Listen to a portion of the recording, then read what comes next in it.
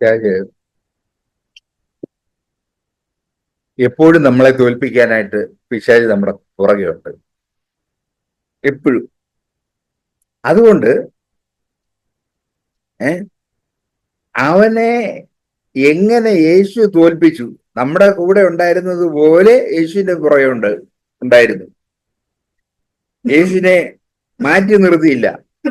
യേശുവിനെ പഠിപ്പിക്കാനായിട്ട് പിശാച് പോയി, നീ ഇത് ചെയ്യുക, നീ ഇത് ചെയ്യുക എന്ന് പറഞ്ഞ് പിശാചിനെ അല്ല യേശുവിനെ പഠിപ്പിച്ച ആളാണ് പിശാച്.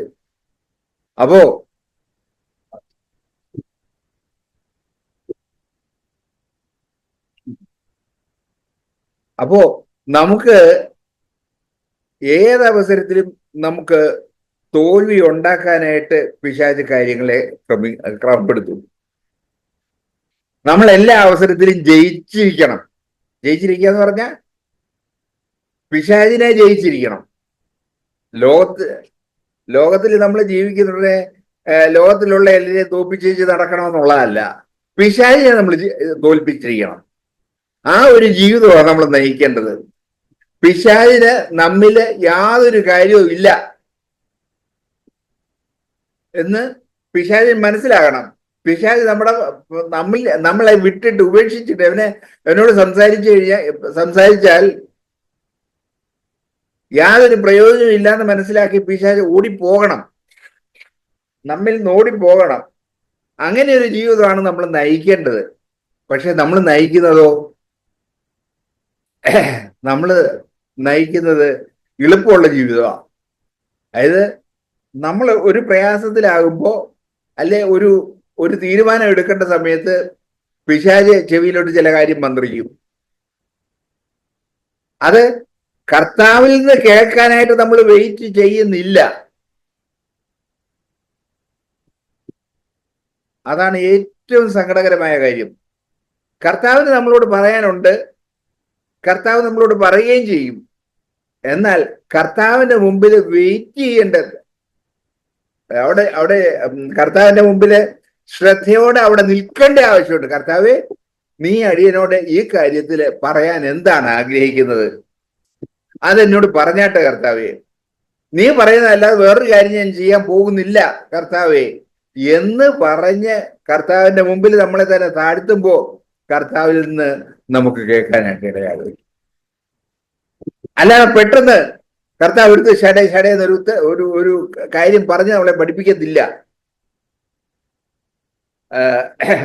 ഒരു കാര്യത്തിന്റെ മുന്നിലേക്ക് വരുമ്പോ നമുക്ക് ആ കാര്യത്തിലെ പ്രയാസം എന്താണെന്നുള്ളത് നമ്മൾ മനസ്സിലാകണം. കർത്താവിന്റെ ഇഷ്ടം എന്താണെന്നുള്ളത് മനസ്സിലാകണം. പിശാചിന്റെ ഇഷ്ടം എന്താണെന്നുള്ളത് മനസ്സിലാകണം. ഇതൊക്കെ ആയിക്കഴിഞ്ഞാൽ നമുക്ക് പിശാചിന്റെ ഇഷ്ടം ഇന്നതാണെന്ന് അറിഞ്ഞാൽ അത് അവോയ്ഡ് ചെയ്യാൻ നമ്മൾ നോക്കും. ദൈവത്തിന്റെ ഇഷ്ടം ഇന്നതാണെന്ന് അറിഞ്ഞാൽ ആ ഇഷ്ടം ചെയ്യാനായിട്ട് നമ്മൾ നോക്കും. അപ്പൊ ദൈവത്തിന്റെ ഇഷ്ടം എന്താണെന്ന് നമ്മൾ അവിടെ വെയിറ്റ് ചെയ്ത് അത് നമ്മൾ അറിയാനായിട്ട് ഉത്സാഹിക്കുക. അങ്ങനെ വരുമ്പോ നമുക്ക് ദൈവത്തിന്റെ ഇഷ്ടം ചെയ്യാനായിട്ട് കഴിയും. അല്ലെങ്കിൽ ദൈവത്തിന്റെ ഇഷ്ടം എന്താണെന്ന് അറിയാതെ എങ്ങനെയാ നമ്മൾ ദൈവത്തിന്റെ ഇഷ്ടം ചെയ്യുന്നത്? ദൈവത്തിന്റെ ഇഷ്ടം ഇന്നതാണെന്ന് അറിയാതെ നമുക്ക് ദൈവത്തിന്റെ ഇഷ്ടം ചെയ്യാനൊക്കത്തില്ല. ദൈവത്തിന്റെ ഇഷ്ടം നമ്മൾ അറിഞ്ഞാൽ തന്നെ നമുക്ക് ഇഷ്ടമില്ലാത്ത കാര്യമായിരിക്കും ദൈവത്തിന്റെ ഇഷ്ടം നമ്മൾ മനസ്സിലാക്കുന്നത്. അവിടെ നമ്മള് യേശു ചെയ്തതുപോലെ നമുക്ക് ചെയ്യണം. നമുക്ക് മുന്നോടിയുണ്ട്. ആരാ? യേശു ആണ് നമ്മുടെ മുന്നോടി. നമ്മുടെ മുമ്പേ പോയ ആള് യേശു ആണ്. യേശുവിനെ ക്രൂശി മരിക്കണമെന്ന് ഉള്ള താല്പര്യമൊന്നും ഇല്ലായിരുന്നു. യേശു ദൈവപുത്രനായി ലോകത്തിലേക്ക് വന്നപ്പോ അതുണ്ട്. പക്ഷെ ഞാൻ പറയുന്നത് ആ ക്രൂശ് മരിക്കുന്നതിന് താല്പര്യമില്ലായിരുന്നു. പക്ഷെ പിതാവിന്റെ ഇഷ്ടം ഇന്നതാണെന്ന് അറിഞ്ഞുകൊണ്ട് അവൻ ചെയ്തു. നമ്മളെ സംബന്ധിച്ചോ, നമുക്ക് ഇഷ്ടങ്ങളോ അനിഷ്ടങ്ങളോ അറിയാൻ വയ്യാത്തവരാണ്. അറിയുന്നില്ല നമ്മള്. ഇവിടെ ദൈവത്തിന്റെ ഇഷ്ടം എന്താണെന്ന് അന്വേഷിക്കുന്നില്ല. അപ്പൊ അത് നമുക്ക് ഈ ഇഷ്ടം അറിയാൻ വയ്യാത്തത് കൊണ്ട് നമ്മൾ ദൈവത്തിന്റെ ഇഷ്ടം ഇന്നതെന്ന് അന്വേഷിച്ച് അറിയേണ്ട ആവശ്യമുണ്ട്. അപ്പോ അങ്ങനെ നമ്മൾ ദൈവത്തിന്റെ ഇഷ്ടം അന്വേഷിച്ചറിയുമ്പോ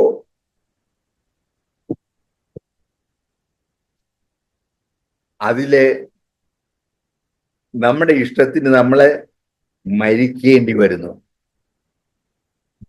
നമ്മുടെ ഇഷ്ടത്തിന് നമ്മള് മരിക്കേണ്ടി വരുന്നു. മരണം ആർക്കെങ്കിലും ഇഷ്ടമാണോ? എപ്പോഴും ജീവിച്ചിരിക്കുന്നതും അധികം ജീവനിലിരിക്കുന്നതുമാണ് എല്ലാവർക്കും ഇഷ്ടം. മരണത്തിന് ഇഷ്ടമല്ല. എന്നാൽ ഇവിടെ നമ്മൾ ദൈവത്തിന്റെ ഇഷ്ടത്തിന് കീഴടങ്ങി കൊടുക്കുന്നതിന് വേണ്ടിയിട്ട് നമുക്ക് നമ്മുടെ ഇഷ്ടത്തെ നമുക്ക് മരിപ്പിക്കേണ്ടതായിട്ടുണ്ട്. എപ്പോഴും ദൈവത്തിന്റെ ഇഷ്ടം അല്ല, എപ്പോഴും നമ്മുടെ ഇഷ്ടം നടക്കണം. അതാണ് നമ്മുടെ അകത്തുള്ള ആഗ്രഹം മുഴുവൻ. പറയും അല്ലല്ല ഞാൻ ദൈവത്തിന്റെ ഇഷ്ടം ചെയ്യത്തുള്ളൂ എന്നൊക്കെ പറയും. പക്ഷേ അകത്തേക്ക് ഒരു കാര്യം വരുമ്പോ നമുക്ക് നമ്മുടെ ഇഷ്ടം ചെയ്യുന്നതാണ് ഇഷ്ടം. അതുകൊണ്ട് നമ്മൾ പ്രത്യേകം മനസ്സിലാക്കുക, ഏത് ദൈവത്തിന് ഇഷ്ടം എന്താണെന്ന് അറിഞ്ഞ് അത് ചെയ്യാന് യേശു വന്നത് എന്തിനാണെന്ന് യേശു അറിഞ്ഞു. അതുപോലെ എന്നിട്ട് പിതാവിന്റെ ഇഷ്ടത്തിന് വേണ്ടിയിട്ട് തന്നെ യാഗമായി അർപ്പിക്കുകയായിരുന്നു യേശു ചെയ്തത്. അതുപോലെ നമ്മളുടെ ജീവിതത്തില് പല കാര്യങ്ങളും ഇങ്ങനെ വന്നുകൊണ്ടിരിക്കുമ്പോൾ ഇവിടെ ദൈവത്തിന്റെ ഇഷ്ടം എന്താണെന്നുള്ളത് തിരിച്ചറിയാൻ ആ ഓരോ സാഹചര്യത്തിലും ദൈവത്തിന്റെ ഇഷ്ടം എന്താണെന്നുള്ളത് അറിയാനായിട്ട് നമ്മൾ വെയിറ്റ് ചെയ്യണം. അവിടെ കാത്തിരിക്കുമ്പോൾ ദൈവത്തിന്റെ ഇഷ്ടം എന്താണെന്ന് അറിയാൻ വേണ്ടി നമ്മൾ കാത്തിരിക്കുകയും പ്രാർത്ഥിക്കുകയും ചെയ്തുകൊണ്ടിരിക്കുമ്പോൾ കർത്താവ് നമുക്ക് വെളിപ്പെടുത്തി തരും. അത് ചെയ്തുകൊണ്ട് നമുക്ക് മുന്നോട്ട് പോവുകയാണ് നമ്മുടെ ക്രിസ്തീയ ജീവിതത്തിന്റെ സുഗമമായ പോക്കിന് നല്ലത്. അല്ലെങ്കിൽ നമ്മളെല്ലാവരും തോറ്റുപോകും. നമ്മൾ തോറ്റുപോകാനാണോ നമ്മളായിരിക്കുന്നത്, അതോ ജയിച്ച് ജയാളിയായി തീരാനാണോ? നമുക്ക് ജയാളികളായി തീരണം. കർത്താവിന് ഇവൻ എൻ്റെ പ്രിയപുത്രൻ, ഇവനിൽ ഞാൻ പ്രസാദിച്ചിരിക്കുന്നു എന്ന് കർത്താവിന് പറയാൻ ഉള്ള സാഹചര്യം നമ്മൾ ഒരുക്കി കൊടുക്കണം. അങ്ങനെ നമ്മുടെ ജീവിതത്തെ വേർതിരിക്കാൻ നമ്മൾ തയ്യാറാകുക. നമ്മുടെ ഇഷ്ടം ചെയ്യാനല്ല, ദൈവത്തിന്റെ ഇഷ്ടം.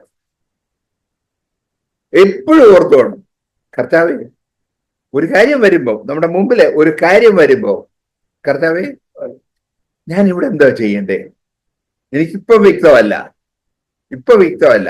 നീ എന്നോട് സംസാരിക്കണം.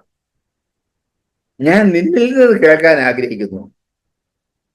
ലോകത്തിലുള്ളവരോട് ചോദിച്ചാൽ അവര് ലോകത്തിലുള്ള കാര്യം പറയും. എനിക്ക് അതല്ല ആവശ്യമായിരിക്കുന്നത്, ഞാൻ നിന്നിൽ നിന്ന് കേൾക്കാൻ ആഗ്രഹിക്കുന്നു. കർത്താവ് നീ വളരെയധികം എന്നെ സ്നേഹിക്കുന്നുണ്ട്, വളരെയധികം എന്നെ സ്നേഹിക്കുന്നുണ്ട്. അതുകൊണ്ട് ഞാൻ ഇവിടെ എന്താണ് ചെയ്യേണ്ടത് എന്ന് എന്നോട് സംസാരിക്കണമേ എന്ന് പറഞ്ഞ് കർത്താവിന്റെ മുമ്പിൽ നമ്മൾ താഴ്ന്നാൽ, എന്ന് പറഞ്ഞാൽ നമ്മളുടെ ഇഷ്ടം ചെയ്യാതെ അവിടെ വെയിറ്റ് ചെയ്താൽ, അവിടെ അറിയാൻ വയ്യാത്ത കാര്യത്തിൽ അവിടെ വെയിറ്റ് ചെയ്യുക. കർത്താവിൽ നിന്ന് കേട്ടിട്ടേ ഞാൻ ചെയ്യുള്ളൂ എന്നുള്ള കാര്യത്തിൽ നമ്മൾ ദൃഢനിശ്ചയം ചെയ്താൽ കർത്താവ് അത് പറയും. കർത്താവിന്റെ ഇഷ്ടം നമ്മൾ അറിയും. അപ്പോൾ നമ്മൾ കർത്താവിന്റെ ഇഷ്ടം ചെയ്യുന്നവരായി ഈ ലോകത്തിൽ, ഈ സാഹചര്യത്തിൽ, മറ്റുള്ളവരുടെ ഓരോ സാഹചര്യം പോലെയാണല്ലോ നമ്മുടെ സാഹചര്യം, ഈ സാഹചര്യത്തിൽ നമുക്ക് ജീവിക്കാനുള്ള സാഹചര്യം വരുന്നു. അങ്ങനെ നമ്മുടെ എല്ലാ ദിവസവും കർത്താവിന്റെ ഇഷ്ടം ചെയ്യുന്നവരായിട്ട് നമുക്ക് ജീവിക്കണം. മനുഷ്യന്റെ ഇഷ്ടം ചെയ്യുന്നതിനല്ല, എന്റെ ഇഷ്ടം ചെയ്യുന്നതിനല്ല, എന്റെ ഭാര്യയുടെ ഇഷ്ടം ചെയ്യുന്നതിനുമല്ല, എന്റെ മോന്റെ ഇഷ്ടം ചെയ്യുന്നതിനുമല്ല, പിതാവാം ദൈവത്തിന്റെ ഇഷ്ടം, യേശു ക്രിസ്തുവിന്റെ ഇഷ്ടം, അത് ചെയ്യാൻ വേണ്ടിയാണ് ഞാൻ ലോകത്തിൽ എന്നെ ആക്കി വെച്ചിരിക്കുന്നത്. അതറിഞ്ഞിട്ട് നമുക്ക് കർത്താവിന്റെ ഇഷ്ടം ചെയ്യുന്നവരായി ഒരു ജയജീവിതം നയിപ്പാനായിട്ട് നമ്മളെ ഓരോരുത്തരെയും കർത്താവ് സഹായിക്കട്ടെ. അതിനായിട്ട് നമ്മുടെ ജീവിതത്തെ താഴ്ത്തി കൊടുക്കാം. ഉണ്ടാകട്ടെ. നിങ്ങളെ വചനം കേട്ടുകൊണ്ടിരുന്നു. ആരും ഉറങ്ങി കാണുകയാണെന്ന് എനിക്കറിയാം. കാരണം പറഞ്ഞ് കേട്ട് വരുമ്പോഴേ ഇതെങ്ങനെയാ ഇനി സാധിക്കേണ്ടതെന്നുള്ള ചിന്തയിൽ എല്ലാവരും ആയിപ്പോയി കാണും.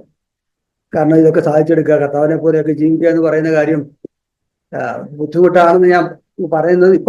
പിന്നീട് പിന്നെ നമുക്ക് തിരുത്തൽ പറയാം.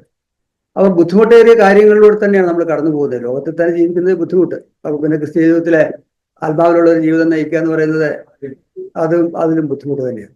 എന്നാൽ നമുക്ക് ഒരു കാര്യം ഓർക്കാം, നമുക്ക് അവിടുത്തെ ആത്മാവിനെ തന്നിട്ടുണ്ട്. അല്ലെങ്കിൽ ഇതെല്ലാം ബുദ്ധിമുട്ട് തന്നെ. ആ ആത്മാവ് ലഭിച്ചുകൊണ്ട് മാത്രമാണ് കേൾക്കുന്നതിന് ഒന്ന് ഗ്രഹിക്കാനും ഉൾക്കൊള്ളാനും ഒക്കെ നമുക്ക് കഴിയുന്നത്. ആത്മാവില്ലായിരുന്നുവെങ്കിൽ ഇവര് പറയുന്നത് എന്താണോ എങ്ങനെയാണോ എന്നൊക്കെ നമ്മൾ ചിന്തിച്ചു പോരെ. എന്നാൽ അങ്ങനെയല്ല, നമുക്ക് ഉൾക്കൊള്ളാനുള്ള യേശുവിന്റെ മനസ്സ് നമുക്കുണ്ട്. ഈ വാക്യങ്ങളെയൊക്കെ കേട്ട് ഗ്രഹിച്ച് എങ്ങനെ നമുക്ക് ഇതനുസരിച്ച് ജീവിക്കണം എന്ന കാര്യത്തെപ്പറ്റി ഒരു ബോധ്യം കർത്താവ് നമുക്ക് തരുന്നുണ്ട്. നമ്മളെ ഹിതത്തൊക്കെ ദൈവത്തിന്റെ ഹിതം എന്ന് പറയുന്നത് നമ്മളുടെ ശുദ്ധീകരണമാണ്. അപ്പൊ ആ നിലയിൽ ചിന്തിക്കുമ്പോൾ തന്നെ നമ്മളുടെ ഈ കാര്യങ്ങളിലുള്ള കുറവുകളെ പരിഹരിച്ച് മുന്നോട്ട് പോവുക എന്നുള്ള കാര്യം തന്നെയാണല്ലോ ദൈവം നമ്മളിൽ ആഗ്രഹിക്കുന്നത്. അപ്പം ഈ ശുദ്ധീകരണം ആണ് ദൈവം നമ്മളിൽ ആഗ്രഹിക്കുന്നത്. അപ്പൊ അതിനായിട്ട് നമുക്ക് ഇവിടെ പറഞ്ഞു വരുമ്പോൾ ഈ വിശുദ്ധിയിലേക്ക് കർത്താവ് നമ്മെ വിളിച്ചിരിക്കുന്നു. രണ്ടും ഒരു കാര്യങ്ങൾ ചേർത്ത് തന്നെയാണല്ലോ. അപ്പം നമ്മൾ എന്തെല്ലാം കാര്യങ്ങളിലായിരിക്കണം ഇവിടെ കേട്ടു തുടങ്ങിയ കാര്യത്തെ പറ്റി പറയുമ്പോൾ നമ്മളെ ഒരു കാര്യം പറഞ്ഞു, അതായത് ഈ താഴ്മയുടെ ഒരു കാര്യത്തെ പറ്റി പറഞ്ഞു. താഴ്മ, നമ്മളെ താഴ്മയിലായിരിക്കുമ്പോൾ എങ്ങനെയാണ് ഒരാളുടെ ഒരു കാര്യം പറഞ്ഞാൽ കേൾക്കണം മനസ്സുണ്ടെങ്കിൽ മാത്രമേ, അല്ലെങ്കിൽ അയാളുടെ ഒരു വിധേയത്വം ഉണ്ടെങ്കിൽ മാത്രമേ നമുക്ക് ആ കാര്യം കേൾക്കാൻ പറ്റുള്ളൂ. അപ്പോൾ നമ്മളുടെ താഴ്മ എന്ന് പറയുന്നത് യേശുക്രിസ്തുവിൽ നിന്ന് പഠിക്കുക എന്നുള്ളതാണ്.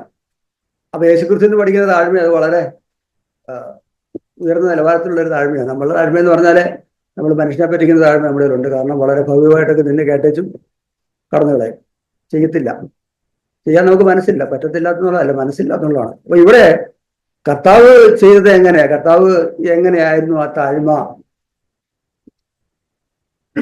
കർത്താവിലെ താഴ്മ. ഇന്നലെ ആ ഒരു വാക്യം ഓർക്കാനിടയായി. എബ്രായ ലേഖനത്തിലെ വാക്യം പറയുമ്പോഴേ താഴ്മയോടുകൂടി ദൈവത്തിന്റെ സ്വരം കേൾക്കാനായിട്ട് ആഗ്രഹിച്ചു. സാധിക്കാതെ വരുമ്പോഴേ അവന്റെ മുന്നിൽ തന്നെ സമർപ്പിക്കുകയും ചെയ്തു. കരച്ചിൽ നിലവിളിയോടും കൂടി തന്നെ ആയിരുന്നു ദൈവത്തിന്റെ മുന്നിൽ. അതുകൊണ്ട് മാത്രമാണ് അനുസരിക്കാൻ കഴിഞ്ഞത്. അപ്പൊ കരച്ചിൽ നിലവിളിയോ ഉണ്ടെങ്കിൽ അനുസരിക്കാൻ കഴിയുമോ എന്നുള്ളതല്ല.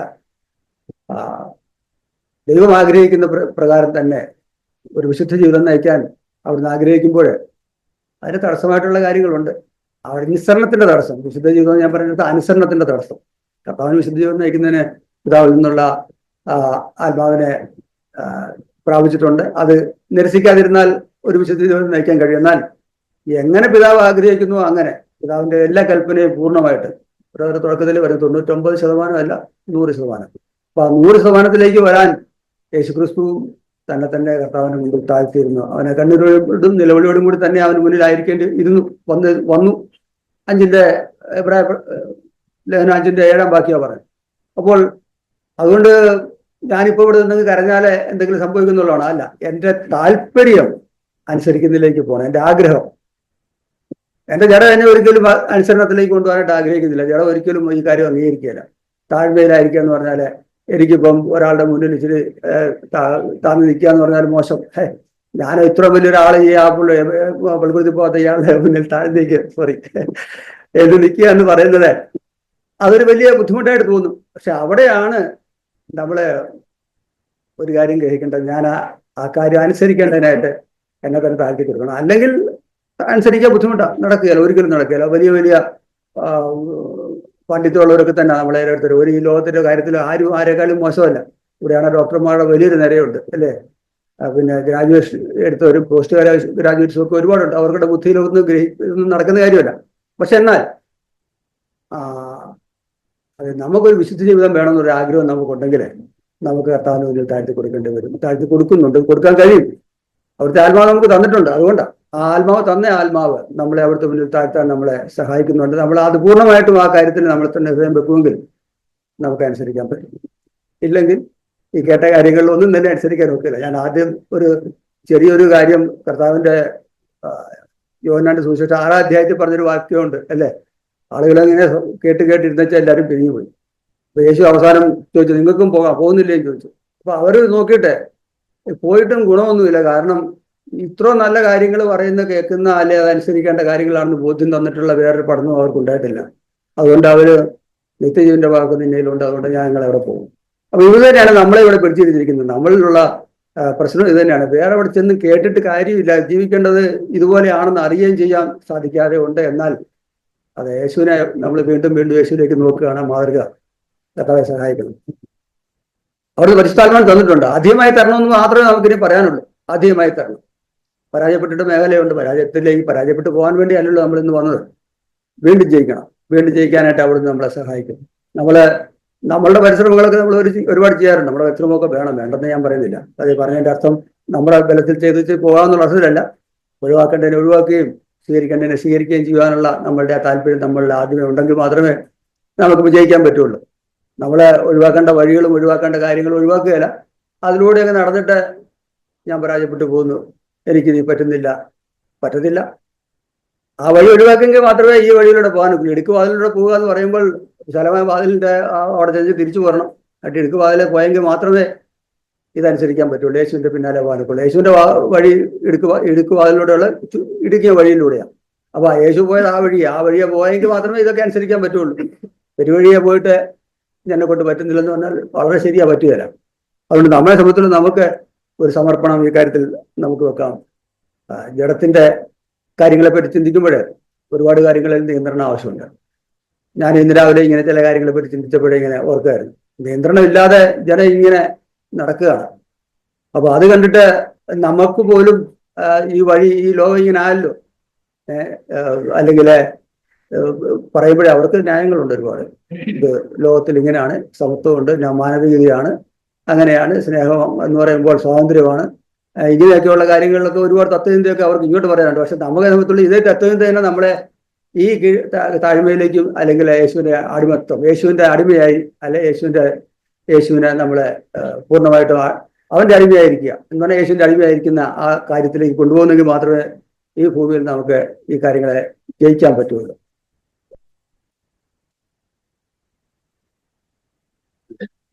ഒരു കാര്യം കൂടെ യേശുവിന്റെ സ്വഭാവത്തെ പറ്റി അവസാനം പറഞ്ഞു നിർത്തി. യേശുവിന്റെ സ്വഭാവത്തെ പറ്റി പറഞ്ഞപ്പോൾ യേശു ശാസിക്കുന്ന ഒരു കാര്യത്തെ പറ്റി പറഞ്ഞു. ഞാനൊരിക്കലും ഒരു സഹോദരനോടൊന്ന് ശാല സുവിശേഷം പറയാമെന്ന് പറഞ്ഞപ്പോൾ പറഞ്ഞാൽ എന്നെ ഇങ്ങോട്ട് പറയാണ്, യേശുവിന്റെ ഭാവം എന്ന് പറയുന്നത് അത് ഒരു വാക്ക് പറഞ്ഞു, കോപിക്കുന്ന സ്വഭാവം ഉണ്ടായിരുന്നത്. ഞാൻ പറയാം അതെങ്ങനെയാണ്? അത് ജെറുസലേം ദേവാലയത്തിൽ ചെന്ന് ചാട്ടവാരം എടുത്ത് അടിച്ചു. ഞാൻ അടിച്ചു ഒന്നുമില്ല, ചാട്ടവാരം ഉണ്ടാക്കി എന്നുള്ളത് ശരിയാണ്. അപ്പം ആ ഒരു ഭാവം, അതിനകത്ത് വേറൊരു വാക്കവും പറഞ്ഞു, ഞാൻ ഇപ്പോഴത് മറന്നുപോയി. അപ്പോൾ വളരെ ഏതോ പുസ്തകത്തിൽ നിന്ന് വായിച്ചിട്ട് വന്നോ. അപ്പൊ യേശുവിന്റെ ഭാവം അവർക്ക് അങ്ങനെ കാണാൻ ഒക്കുന്നുള്ളൂ. എന്നാൽ യേശുവിന്റെ ഭാവം ആ പാപത്തോടുള്ള ആ എതിർപ്പായിരുന്നു. പാപത്തെ എങ്ങനെ യേശു വെറുത്തിരുന്നു എന്നുള്ള കാര്യമാണ് അതിൽ നമ്മൾ കാണുന്നത്. പത്രോസിനെ ശാസിക്കുമ്പോഴും ആ കാര്യത്തോടുള്ള ബന്ധം തന്നെയാണ്. പാപം എന്ന പത്രോസിന്റെ ലോകത്തോടുള്ള മോഹത്തെയാണല്ലോ യേശുവോടെ പത്രോസിനെ ശാസിച്ചത്. ജെറുസലേം ദേവാലയത്തിൽ നടന്നിരുന്ന എല്ലാ കൊള്ളയും അതൊരു പാപമാണെന്ന്, ദേവാലയം ശുദ്ധമാക്കുന്ന ഒരു പാപമാണെന്ന് ബോധ്യപ്പെട്ടുകൊണ്ട് തന്നെയാണ് യേശു അതിനെ എതിർത്തത്. നമുക്കും ഈ കാര്യം തന്നെയാണ് ആദ്യം ഉണ്ടാകും. നമ്മള് ഭയഭക്തിയോടുകൂടി എന്ന് പറയുമ്പോൾ ഈ ഭയം എന്നൊരു കാര്യമുണ്ട്. ഭയം ഏത് കാര്യത്തോടാണ്? പാപത്തെ വെറുക്കുന്നവൻ ദൈവത്തെ സ്നേഹിക്കുന്നതാണ്. അപ്പൊ പാപത്തെ വെറുക്കുന്നവൻ ഭയഭക്തിയോടുകൂടി തന്നെ ആയിരിക്കും ദൈവത്തിന് മുന്നിൽ നിൽക്കുന്നത്. പാപത്തെ സ്നേഹിക്കുന്നവന് ഒരു ഭയവും ഭക്തിയൊന്നും കാണത്തില്ല. എല്ലാം വെച്ചങ്ങ് പോകും. അങ്ങനെ പോകാൻ എല്ലാവർക്കും പറ്റും. ഇതൊക്കെ ഇങ്ങനെയൊക്കെ പറയുന്നത് നടക്കുന്ന കാര്യമൊന്നുമില്ല. നമുക്ക് നമ്മുടെ വഴിയാണ്. പിന്നെ ഇവിടെ ഇരുന്നേക്കാം. അങ്ങനെ ചിന്തിക്കുന്ന ഒരു ആണെങ്കിൽ അതുകൊണ്ട് പ്രയോജനമില്ല. പക്ഷെ നമുക്കൊരു ആഗ്രഹം ഉണ്ടെങ്കിൽ, അതെ കർത്താവേ എനിക്ക് അങ്ങനെ തന്നെ നിന്നെ പോലെ ഒന്ന് ആകണം. പരാജയമുണ്ട്, ഞാൻ ജയിച്ചിട്ടുള്ള സമയമുണ്ട്, പരാജയപ്പെട്ടിട്ടുള്ള സമയമുണ്ട്. അതുകൊണ്ട് പരാജയപ്പെട്ടിട്ട് നിരാശയിലേക്ക് പോകണ്ട, ജയിക്കാൻ കഴിയുമെന്ന ആത്മവിശ്വാസത്തോടെ, ആത്മവിശ്വാസം എന്ന് പറയുമ്പോൾ കർത്താവിൽ നിന്നുള്ള ലഭിച്ചിരിക്കുന്ന ആത്മാവിനുള്ള വിശ്വാസത്തോടെ, ആ ബലത്തിൽ നമുക്ക് കർത്താവിലേക്ക് നോക്കാം, കർത്താവിൽ ആശ്രയിക്കാം. കർത്താവ് നമ്മെ സഹായിക്കും. ഇന്നത്തെ കർത്തൃമേശയിലും നമുക്ക് ആ ആത്മധൈര്യത്തോടു കൂടി തന്നെ, ആത്മധൈര്യം എന്ന് ഞാൻ പറയുമ്പോൾ ആത്മാവിന്റെ ധൈര്യത്തോടു കൂടി തന്നെ, അതെ, നമ്മളെ സ്നേഹിക്കുന്ന കർത്താവ്, നമുക്ക് വേണ്ടി മധ്യസ്ഥം വഹിക്കുന്നവൻ സ്വർഗത്തിലുണ്ട്, അവൻ എൻ്റെ പാപങ്ങൾക്ക് പരിഹാരമായിട്ട് മരിച്ചു, സ്വർഗത്തിൽ അവൻ എന്നെ ജീവിക്കുന്നു, ഇന്നും എനിക്കായിട്ട് മധ്യസ്ഥം വഹിക്കുന്നുണ്ട് എന്ന ആ ബോധ്യം നമുക്കുള്ളതുകൊണ്ട് ധൈര്യത്തോടു കൂടി അവിടുത്തെ സന്നിധിയിലേക്ക് ഇന്നും കടന്നെല്ലാം നമുക്ക് നമ്മളുടെ കുറവുകളെ അവിടുത്തെ സന്നിധിയിൽ വെക്കാം, ഏറ്റുപറയാം. അധികം ഉത്സാഹത്തോടെ നമുക്കൊരു പുതിയ ജീവിതം നയിക്കാൻ കർത്താവ് നമ്മെ സഹായിക്കട്ടെ. ആമേൻ. ദൈവത്തിരുനാം മഹത്വപ്പെടട്ടെ. എല്ലാവരും നാലാമത്തെ ആളായതുകൊണ്ട് എല്ലാവർക്കും ഉറക്കം എല്ലാം വരുന്നുണ്ടോ? എല്ലാവരും ഉറങ്ങുന്നുണ്ടെങ്കിൽ ഉണർന്നിരുന്നോളാം. കാര്യം നമ്മൾ ഇത് ദൈവവചനം ശ്രദ്ധയോടെ കേട്ടില്ലെങ്കിൽ, ഈ ഇത്രയും ദൈവവചനമൊക്കെ കേൾക്കുമ്പോൾ ചെറിയ ഉറക്കമൊക്കെ വന്നു കഴിഞ്ഞാൽ നമ്മുടെ പുറകെ വേറൊരാൾ വരും. എന്താ ആ പറഞ്ഞത് നമ്മൾ ശ്രദ്ധ വെച്ച് കേട്ടില്ലെങ്കിൽ എന്ത് വരും? കർത്താവ് വാസ്തവമായി അങ്ങനെ തന്നെയാണ് ആ സഭയിൽ പറഞ്ഞത്. അപ്പൊ നമ്മൾ ആ പകുതി ഭാഗം പറഞ്ഞപ്പോഴും ഉറങ്ങിപ്പോയി. അപ്പോഴ് എന്ത് സംഭവിക്കും? ആ ഭാഗം നമ്മൾ കേട്ടില്ല, ആ വശത്തുകൂടി അവൻ നമ്മളെ പറയും അത് അങ്ങനെയല്ല ഇങ്ങനെയൊക്കെയാണെന്ന് പറയുമ്പോൾ അങ്ങനെയുള്ള വീഴ്ചകളൊക്കെ നമ്മൾ സംഭവിക്കും. അതുകൊണ്ട് നമ്മൾ ഉറങ്ങാതെ, ഈ സന്ധ്യ ബ്രദർ എപ്പോഴും ഉറങ്ങുന്നവരെ കൊട്ടിക്കൊട്ടിയൊക്കെ ഉണർത്തുന്ന കാര്യം തന്നെ അത് തന്നെയാണ്. കാര്യം ഇതിക്ക് മുമ്പ് ഒരു ദൈവദാസന് ഇതുപോലെ പ്രസംഗിച്ചിട്ടുണ്ട്. നമ്മളിന്ന് പ്രസംഗിച്ച ആ വിഷയത്തോടെ ദൈവത്തിന്റെ ഇഷ്ടം ആണ് നമ്മൾ ചെയ്യേണ്ടത്. അപ്പോ ഇങ്ങനെ ദൈവത്തിന്റെ ഇഷ്ടം എന്താണ്? അപ്പൊ ദൈവത്തിന്റെ ഇഷ്ടം ചെയ്യാൻ ആഗ്രഹമുള്ളവർ എഴുന്നേക്കാൻ പറഞ്ഞു. അപ്പൊ ഒരാളൊരു നല്ല ഉറക്കമായിരുന്നു, അയാൾക്ക് എഴുന്നേക്കാൻ പറ്റിയില്ല. അപ്പൊ എല്ലാവരും എഴുന്നേറ്റേച്ച് വന്നാൽ ഇരുന്നു എന്ന് പറഞ്ഞു. അത് കഴിഞ്ഞിട്ട് പിശാചിന്റെ ഇഷ്ടം ചെയ്യാൻ ആഗ്രഹമുള്ളവർ എഴുന്നേക്കാം. അപ്പൊ ഇയാള് പിന്നെ എഴുന്നേക്കാൻ പറഞ്ഞാണ് കേട്ടത്. അപ്പൊ ഇയാൾ ചാടി എഴുന്നേറ്റ്. അപ്പൊ എന്ത് സംഭവിച്ച്? അപ്പൊ എല്ലാരും കൂടെ ഇയാളെ നോക്കി. അപ്പൊ ഇയാളത് ആരും എഴുന്നേക്കണം. അപ്പൊ പറഞ്ഞ് ആ ബ്രദറെ നമ്മൾ രണ്ടുപേരെങ്കിലും ഉണ്ടല്ലോ എന്ന് പറഞ്ഞു എഴുന്നേറ്റ്. എന്ന് പറഞ്ഞ പോലെ ഞാൻ അത് ശ്രദ്ധിക്കാൻ വേണ്ടി ഉറക്കമൊക്കെ പോകാൻ വേണ്ടി പറഞ്ഞു. പിന്നെ നമ്മള് ഇന്ന് പറഞ്ഞത് ദൈവ ഇഷ്ടം ചെയ്യുവാൻ ആണ് നമ്മളെ ദൈവം വിളിച്ചിരിക്കുന്നത്. അപ്പൊ നമ്മളോട് പറയുന്ന ഒരു കാര്യമുണ്ട്, അങ്ങനെ പറ്റുമോ എല്ലാവർക്കും? അങ്ങനെ ഞങ്ങൾ ഇന്നലെയും അങ്ങനെയുള്ള ഒരു ക്ലാസ്സാണ് ഞങ്ങൾ കേട്ടത്, അതേക്കുറിച്ചാണ്. അപ്പോ സാത്താൻ നമ്മുടെ അടുത്ത് വന്ന് പറയുന്ന ഒരു കാര്യമുണ്ട്, ഇങ്ങനെയൊക്കെ മനുഷ്യർക്ക് പറ്റത്തില്ല. അപ്പോഴാണ് ദൈവം നമ്മൾക്കൊരു കാൽച്ചുവട് വെച്ചിട്ട്, യേശു നമ്മൾക്കൊരു കാൽച്ചുവട് വെച്ചിട്ട് 2 പത്രോസിൽ നമ്മൾ വായിച്ച വചനത്തിൽ നിന്ന് നമ്മൾ പറയും. അപ്പോഴേ എന്താ,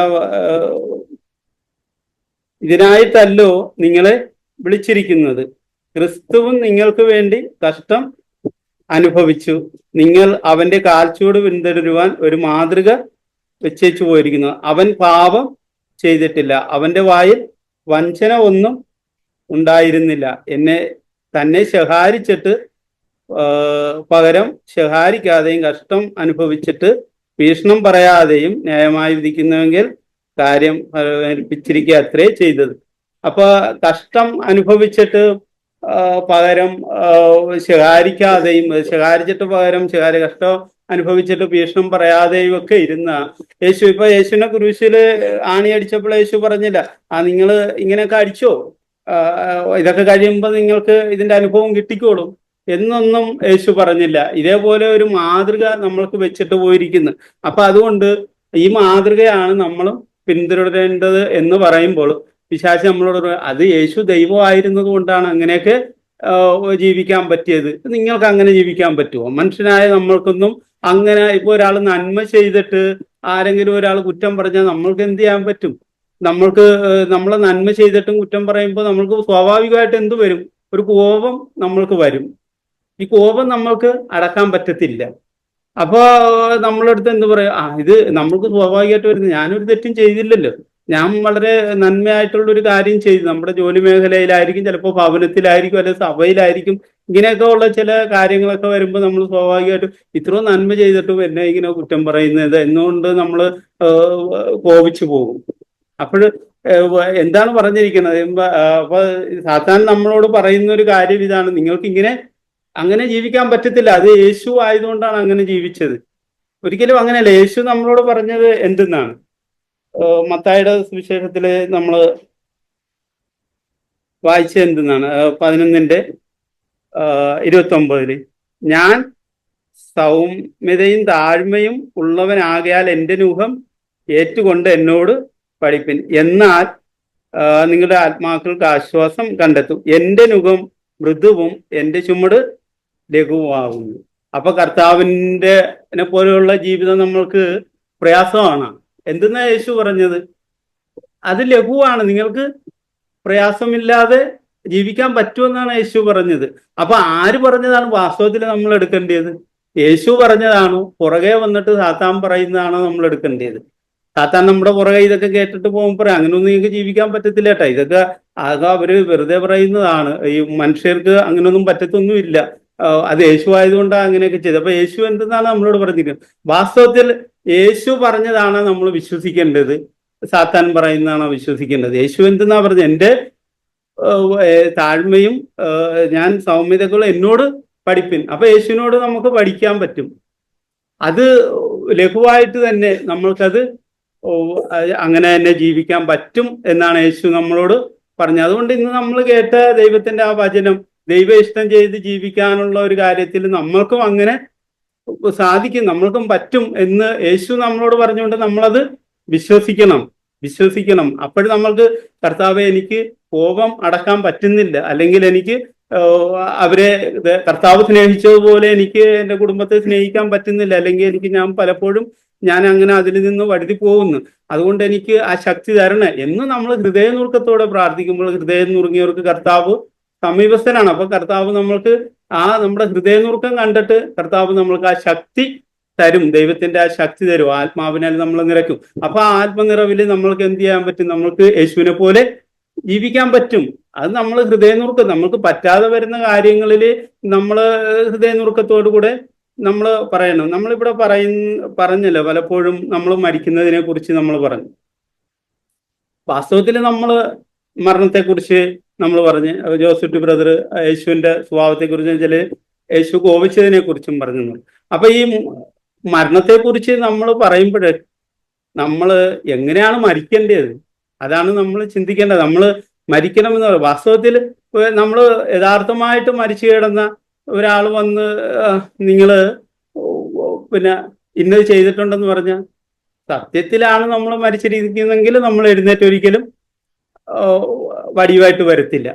അല്ലെങ്കിൽ ഇപ്പൊ പറയാം, എന്നോട് ഇത്ര രൂപയൊക്കെ വാങ്ങിച്ചിട്ടുണ്ട്, ഇയാൾ തരാതെയാണ് ഇയാൾ മരിച്ചിരിക്കുന്നതെന്ന് പറഞ്ഞാൽ, ഞാനത് വാങ്ങിച്ചിട്ടില്ലെന്ന് ഒരിക്കലും മരിച്ചാൽ എഴുന്നേറ്റ് വന്ന് പറയത്തൊന്നുമില്ല. അത് യഥാർത്ഥമായ ഒരു മരണമാണ്. പക്ഷെ അഭിനയിച്ച് കിടക്കുകയാണെങ്കിൽ എന്ത് പറ്റും? നമ്മൾ ചാടി എഴുന്നേറ്റ് വരും. അപ്പം മരണത്തിൽ നമ്മൾക്ക് യഥാർത്ഥമായ ഒരു മരണം, അത് എങ്ങനെയാണ് നമ്മൾ മരിക്കേണ്ടതെന്നാണ് നമ്മൾ നോക്കേണ്ടത്. നമ്മൾ നേരത്തെ വായിച്ചല്ലോ 2 പത്രോസിന്റെ 1 പത്രോസ് അല്ലേ, 1 പത്രോസ് 2:21 നമ്മൾ വായിച്ചത്. നമ്മൾ എന്താണ് പകരം ശകാരിച്ചിട്ട്, അത് എന്തിനു വേണ്ടി ആയിരുന്നു കർത്താവ് നമ്മൾക്ക് വേണ്ടി കഷ്ടം അനുഭവിച്ചതും ക്രൂശിൽ മരിച്ചതും ഈ താഴ്ന്ന ഭൂമിയിൽ ഇറങ്ങി വന്ന് ആ ദൈവ ഇഷ്ടമൊക്കെ ചെയ്ത് നമ്മൾക്കൊരു മാതൃക വെച്ച് എന്തിനു വേണ്ടി ആയിരുന്നു?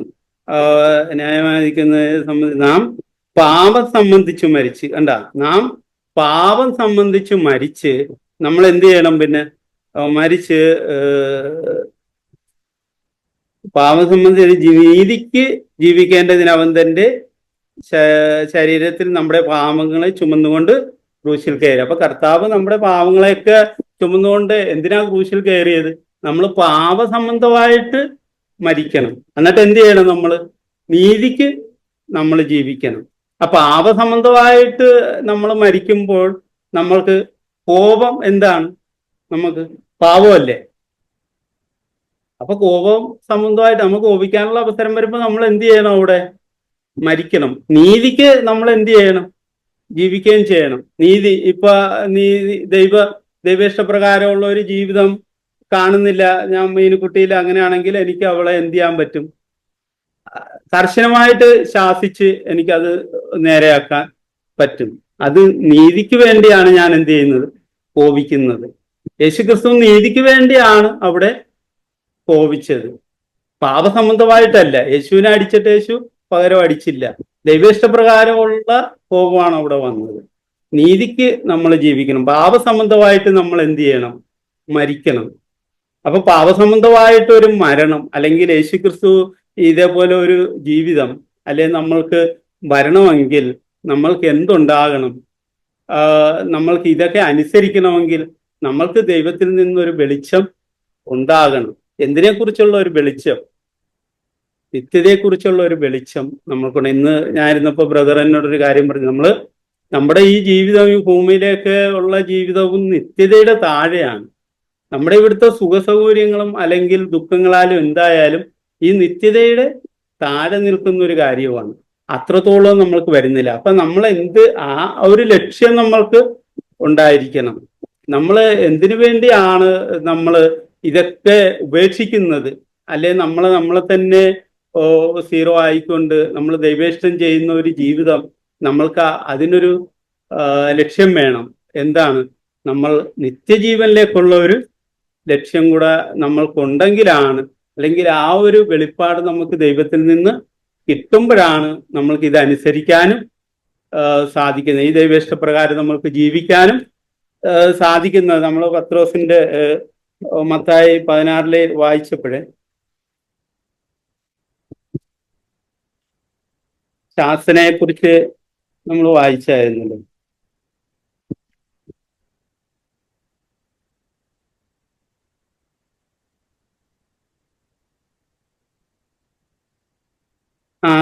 കർത്താവെ, അത് ദൈവേഷ്ടപ്രകാരമുള്ള ഒരു കാര്യം പത്രോസ് പറഞ്ഞുകൊണ്ടാണ് പത്രോസിനെ അങ്ങനെ ശാസിച്ചത്. താൻ എന്നെ വിട്ട് പോക, നീ എനിക്ക് ഇടർച്ചയാവുന്നു, നീ ദൈവത്തിന്റെ ഇതല്ല മനുഷ്യരുടേത് അത്രേ കരുതുന്നത്.